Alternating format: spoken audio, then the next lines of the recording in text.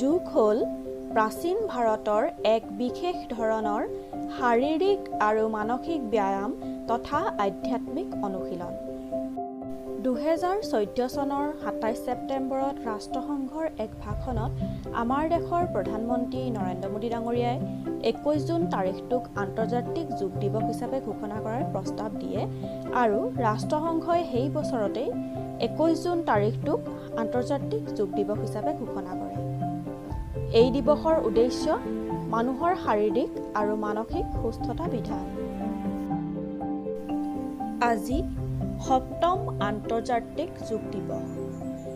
2021 চনত এই দিৱসৰ মূল বিষয়বস্তু হৈছে সুস্থতাৰ বাবে যোগাসন।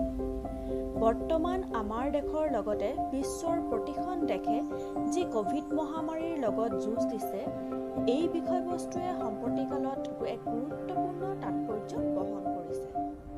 গতিকে আহক আজিৰ দিনটো আমি কেইটামান আসনৰ জৰিয়তে পালন কৰোঁ।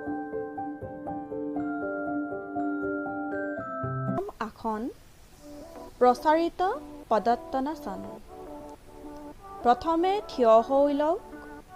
ভৰি দুখন 5 ফুট দূৰত ৰাখক। নিশাহ এৰি লাহেকৈ আগলৈ হাওলক। মন কৰিব যাতে ভৰি দুখন পোন হৈ থাকে। কিছু সময় স্থিৰ হৈ থাকক আৰু 5 বাৰ উশাহ লওক।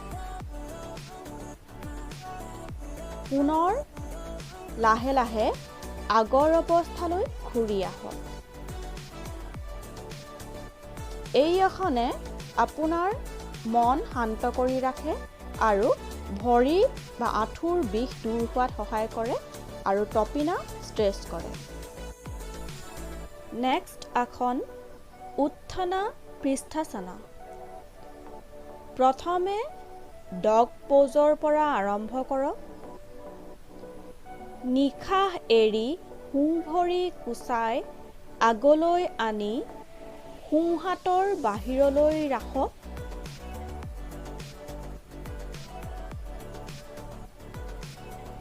বেছি ষ্ট্ৰেচ কৰিবলৈ হাত দুখন ইণ্টাৰলক কৰক আৰু ভিডিঅ'ত দেখুওৱাৰ দৰে মাটিৰ লগত সমান্তৰালকৈ ৰাখক। কিছু সময় স্থিৰ হৈ থাকক। পুনৰ লাহে লাহে আগৰ অৱস্থালৈ ঘূৰি আহক আৰু শেষত চাইল্ড প'জত ৰিলেক্স কৰক।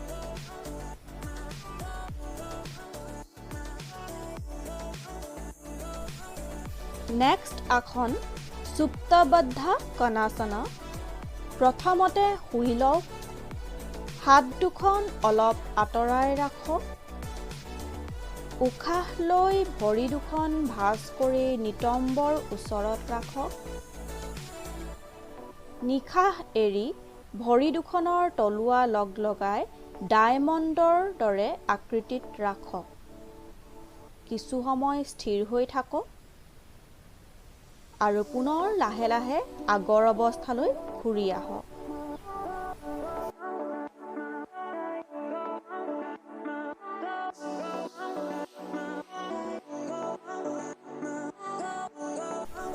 একৈশ জুনত এই দিনটি পালন কৰাৰ এটা বিশেষ কাৰণ হ'ল এই তাৰিখটি উত্তৰ গোলাৰ্ধৰ দীৰ্ঘতম দিন হিচাপেও পালন কৰা হয়। শেষত আপোনালোক সকলো সুস্থ থাকক, কুশলে থাকক। আজিলৈ আহিছোঁ, নমস্কাৰ।